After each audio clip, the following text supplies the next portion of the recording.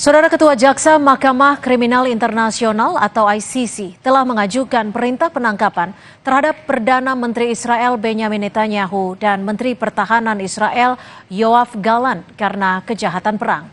Jaksa ICC Karim Khan meyakini kejahatan perang yang setidaknya terjadi sejak 8 Oktober 2023. Kejahatan-kejahatan tersebut meliputi antara lain dengan sengaja membunuh, dengan sengaja warga sipil, penganiayaan, dan tindak pidana tidak manusiawi lainnya. Selain terhadap Netanyahu, ICC juga memerintahkan penangkapan pemimpin Hamas.